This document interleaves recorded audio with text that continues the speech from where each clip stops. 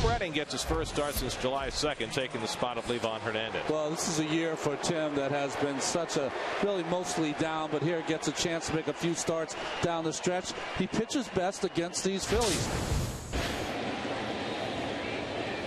And Rollins pops one up. Playable for Tatis. Right near the Mets 69 logo.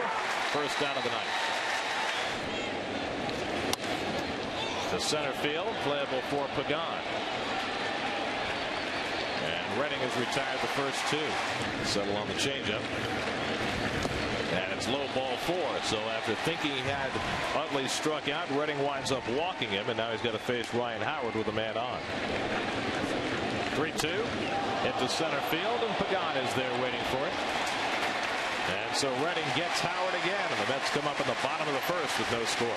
Jay Happ, who's probably the front runner for National League Rookie of the Year honors. 2 earned runs or less, so he has been outstandingly consistent. His ERA right now 5th in the National League. Pagan hits one well to right center field, chasing Werth back. Plenty of room for him, and that's the first out. Likes to pitch inside, not afraid to throw the fastball. Rollins picks it up on the short hop, and 2 away. 1-2. Popped up. And the second baseman Utley coming over to the proper side of the infield to make the grab. Driven to right center field off the bat of Jayson Werth. And Francoeur back to grab it. One thing that I've said before that impresses me. Ibanez hits it to left, and Sheffield coming on. This will be the 9th pitch of the at-bat to Phillies. And it's just outside, and he stopped the swing in time. And Phillies draws a 2-out walk. Second straight inning that Redding has walked a man with 2 out and nobody on. Struck him out. First strikeout of the night for Redding. Still no score. Come on. I was. How many years they spent as a junior? Francoeur takes one the other way to the wall and right. And Jeff has himself the first hit of the night for either side, a leadoff double. They got some power that they needed badly. And there was Cleon Jones, and he matured into quite a ball player. I love to talk to him. He was a great guy to really kind of converse with. Phillies turn the 4-6-3 double play on Murphy. Francoeur moves to third, and they're 2 out. Before we can get to them. Santos hits one toward the hole and off the glove of Phillies, and that brings home the first run of the game. Santos just trickling one through to bring home Francoeur. It's 1-0 New York. And that's like in last night's ball game. Playing a good brand of baseball here against the Phillies. Well, they seem to get up for the Phils. They're trying to play the spoiler. And that's a case just out of the reach of Phillies. And even if Rollins gets this, I don't think he throws out Santos. He threw the ball as hard as almost anyone that ever played the game and had a great curveball with it. Utley fields the ground ball by Valdez. That ends the inning. I've never been with a winner other than the fact that my last year with the Cleveland Indians, I played a team that finished second to the Yankees. But I didn't miss it because it was the worst looking thing. Almost as bad as Lindsey Nelson's coach. So he had a chance to be unusual. Ball 4 to Victorino. 3rd straight inning. Redding's issued a 2-out walk, and Utley will come to bat. Victorino the tying run at first. He can fly. Utley inside outs, one to shallow left. Sheffield will have to play it on a hop. And stopping at second is Victorino. That's the first hit of the game off Tim Redding. And we laugh about it, Ralph. Howard lifts one to left. Because Seaver had nothing that day. He had to go into plan B and throw a no-hitter. And if nobody made a mistake, why he didn't have to reprimand anyone. By the end of the year, there weren't that many mistakes anymore. You know? Oh, I mean, that was obviously a staple of your team. They were only AG and Cleon for the most part that played every day. So how did he get everybody to buy into that? As Pagan rips one down the line here, Angel Pagan is going to try for 2 and get there. 1-out double for Angel Pagan. How did he get everybody to buy into that system, Joe? And I wonder 40 years later, with it, the way the game has changed and the way players have changed, would Gil be the same kind of manager? Could he be the same kind of manager now that he was back in the late 60s? Oh, great stop by Rollins. Does he have a chance? Safe. An amazing stop by Rollins saved a run. There's no doubt about that. And here's a good play. And he makes the throw, but not in time. Popped it up. Who's going to grab it? Howard calling. And there's a big second out for Jay Happ. He was inducted in 1999 to Cooperstown. Castillo runs, a little broken back flare. Rollins short hops it nicely and throws out Frank Court. It's great. All of it's great. Jayson Werth down swinging. Had the perfect game going into the 7th, and of course it screwed it up by not getting a hits earlier. Murphy catches Ibanez's liner for the second. Paul Blair broke that up, right, in the 7th? He did. Well, the whole thing McNally really had a was, 2-run homer off of me. Right. So. There's one question we want to know, Jerry. When Cleon Jones was, we'll get back to it when we come back. Yeah. A 1-2-3 inning for Tim Redding. Just saving yourself after it was over. You know, Gary Gentry said he made a big mistake. He was in a big rush to get off the field after that last out. He said we should have stayed there. We should have stayed there and, you know, enjoyed it with the fans because they were having a blast. But at that time, we didn't know, and we were probably in fear of our lives. They were trying to steal our caps, our gloves. No, you would have walked up that field naked. That would have been the problem. Probably appropriate in the summer of 1969 with man having walked on the moon. You got to play on a field that looked like the moon. As Murphy hits one to the gap and pulls in with a 1-out double. And with no obvious answer as to who the Mets catcher is going to be next year, right now he looks like the #1 option. And he works out the walk from Happ. Gil came back with the baseball, and there have been all sorts of theories about where that ball came from. Well, really, like I said, I knew for a fact the ball hit me. But my thing was, I'm leading the team in hitting. I'm hitting 340 something. I wants to hit this guy. I know. They were good pitchers. All right, I thought we get him out. How close they were to him. Other than your storied incident with them, how did you and Gil get along? We got along, I mean, just marvelously. Gil was a great manager. You know, he didn't close the barn door after the horse was out and gone. Yeah. But he was always one step ahead.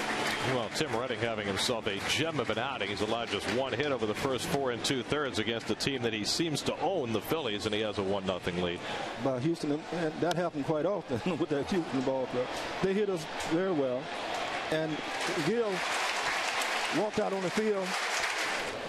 Nobody knows what really happened out there with that conversation except Gil Hodges and myself. I never told anyone. Looking around at each other, who's going to be next?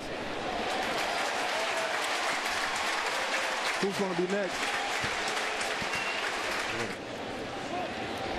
Castillo runs. Sheffield flies one to shallow right. Castillo's got to hustle back as Werth makes the catch.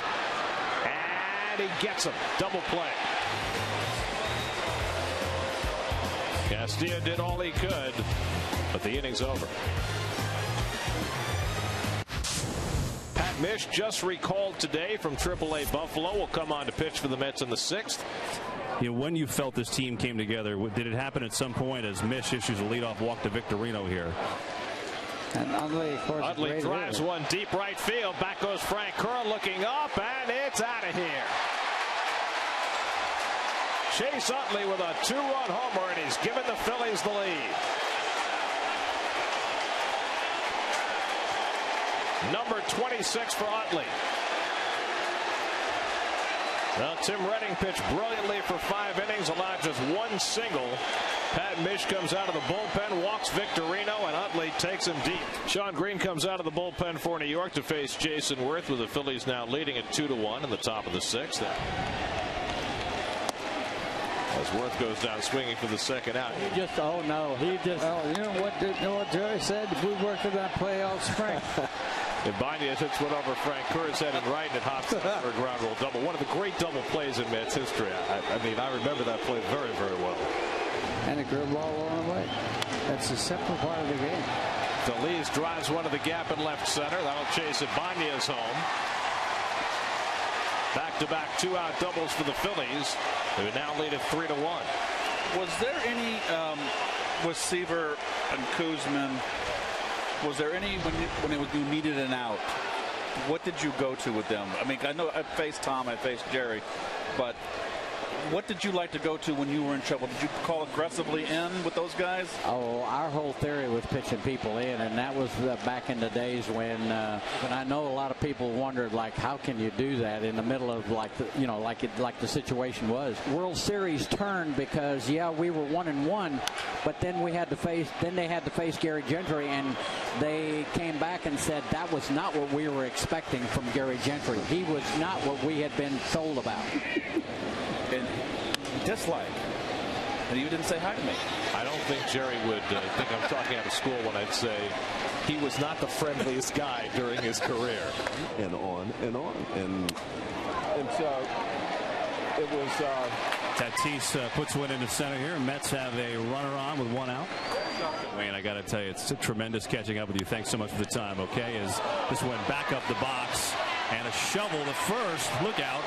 Murphy is going to be out. Well, what a play by Happ here behind the back and the shovel pass to first. Well, if he doesn't make that play, it's a double play. Rollins has it covered. And Murphy ran into a refrigerator with a red hat. Refrigerator's not very good footwork around that bag there. Phil Foster was the MC of the show in Vegas, and the theme of the show was the impossible dream.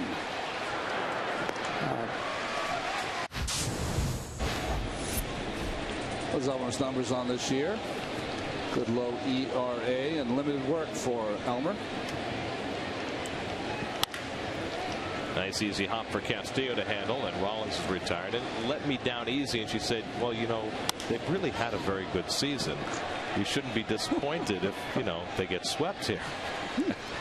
When I listen to them talk, it's just how they always talk about that everyone was involved, the pitching was important. Wilson Valdez is grounded out to the right side twice, and he pushes a bunt down to Howard, and Howard comes over to put the tag on him for the first out. They added Pat Mish and designated Andy Green for assignment before today's game. A little dribbler, and Happ with the bare hand throws out Hernandez, 2 down. Ripped into left field, and Pagan has his second hit of the night. And that'll get the tying run to the plate for New York in the 7th. There goes Pagan. Ruiz's throw. Oh, safe. He was going to call him out if Utley hung on to that ball. Good throw by Ruiz. Strong throw. Good pitch to throw. Oh, he would have been out too. But Utley never had the ball. He tried to make the tag too quick. It's going to be a bang play.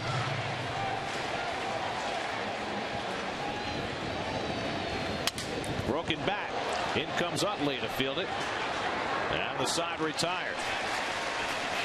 7 innings in the books for Jay Happ, and a 3-1 Phillies lead. Pedro Feliciano, the 5th Met pitcher of the day.